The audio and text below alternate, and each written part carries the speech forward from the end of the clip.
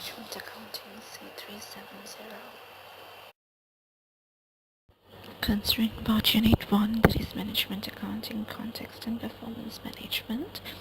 In this video we will be looking at Part 3, where we are concerned of Management Accounting and Organizational Performance.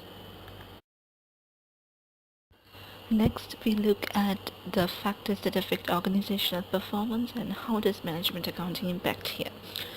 Actually, when it comes to organizational performance, according to Hay and Sim 2017, the organizational performance will be affected mainly by the organizational structure. And when it comes to organizational structure, according to Child 1972, organization structure is actually the formal allocation of work roles and administrative mechanisms to control and integrate the work activities. And Emmanuel et al. 1990, he argues that organization structure is actually a potent form of control, because this is how, like, by arranging people in a hierarchy with defined patterns of authority and responsibility, a great deal of their behavior can be influenced or sometimes even predetermined. And accordingly, we identify that there are two key ways of structuring an organization. First of all, centralization. Top companies like McDonald's, Mercedes-Benz, they are more suitable to use such a structure, because actually centralization is where decision making is reserved for senior managers, and it works effectively in organizations that enjoy stable environments and technologies, and where the customer requirements are well understood, like the power, gas, telephone industry, etc.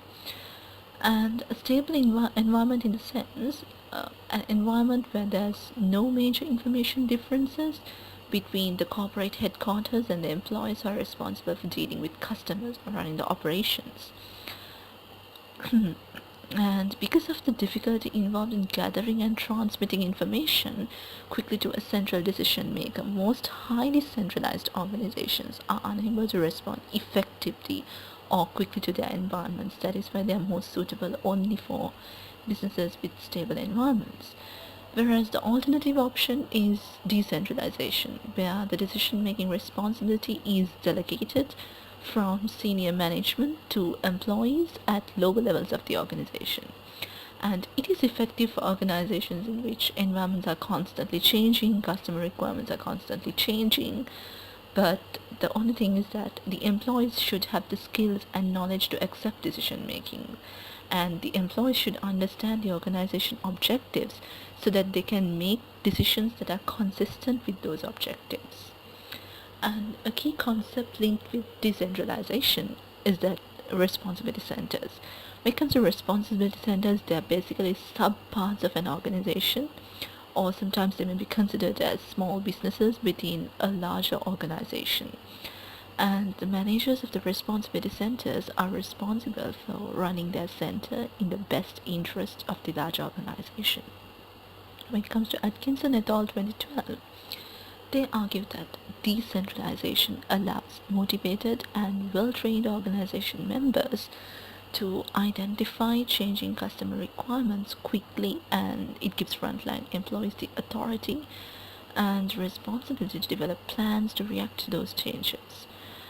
And there are many degrees of decentralization. Sometimes some restrict most decisions to senior and middle management, whereas others delegate important decisions about how to make products and serve customers to the employees who perform these activities.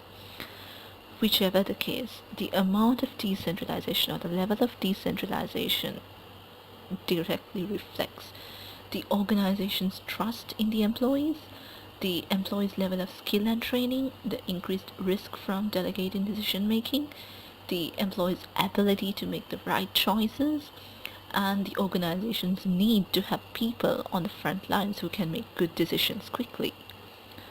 And when it comes to Collier 2015, he argues that the shift towards a decentralized multidivisional business structure and the measurement and management of divisional performance has actually influenced the development of management accounting.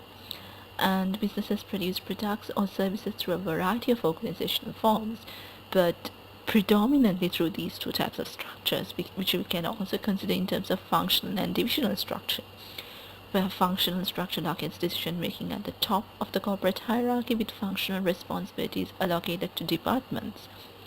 And when it comes to the role of accounting in such a structure, actually accounting provides a staff function to the line functions because accounting knowledge is centralized in the accounting department. So therefore it's more suitable for small organizations or for the organizations with a narrow geographic spread or limited product or service range. Whereas divisional structure is more based on typically small head office with corporate specialists supporting the chief executive, with business units established for major segments of the business. And in this case, these business units may be based on geographic territories or they may be based on different products or services, with each division having the responsibility on functional areas like marketing, operations, etc. And responsibility centers are normally the business units which are held responsible for achieving certain standards of performance.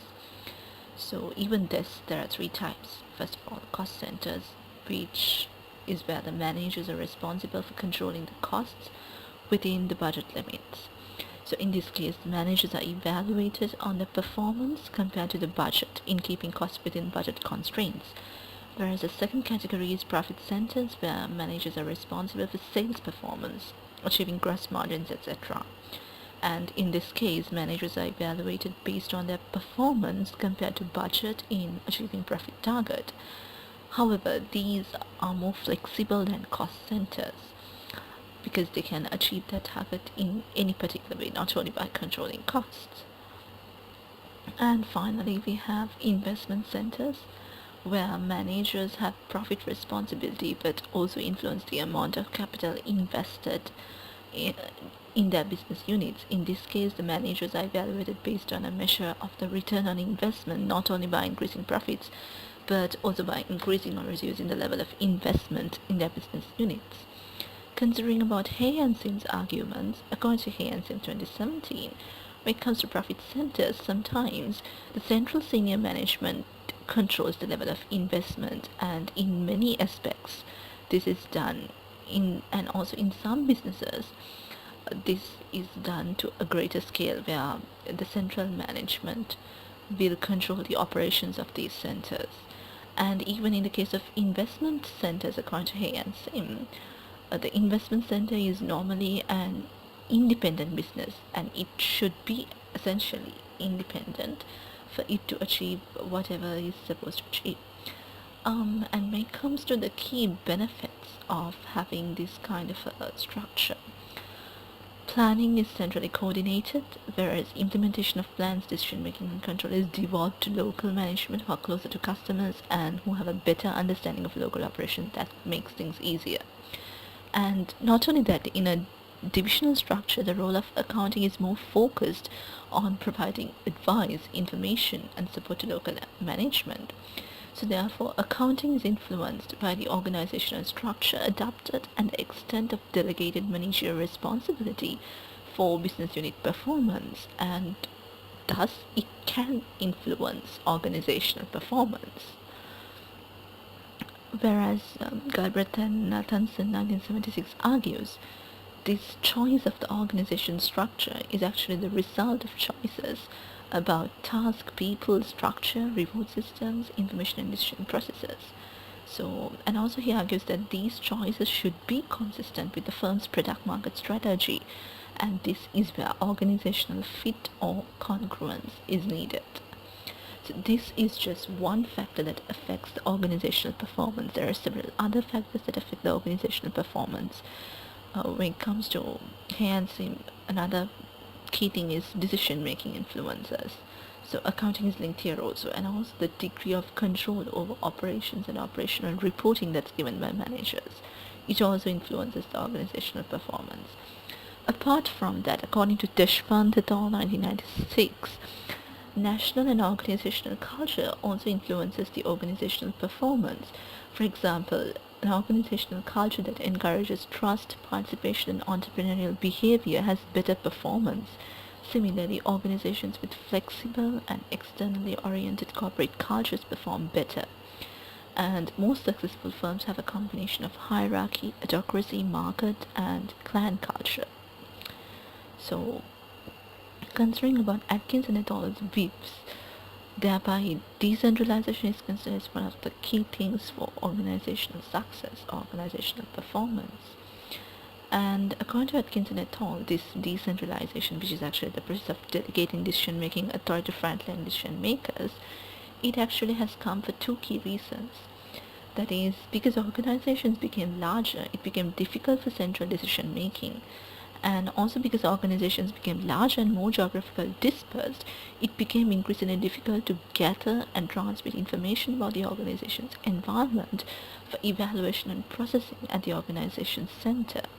So, therefore, decentralization was a natural development reflecting the need for large organizations to respond more quickly and effectively to important changes in the environment.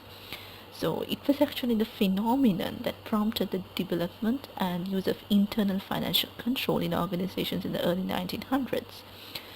And this is where control moves from task control, where people are told what to do, to results control, where people are told to use their skills, knowledge, and creativity to achieve organization objectives. And the use of a decentralized organization structure actually requires methods for measuring performance of these divisions or responsibility centers, and we'll be looking at them in detail in the next video. So apart from strategic orientations influence organizational performance and management styles influence them, in our next video we will be looking at the difference between divisionalization and decentralization.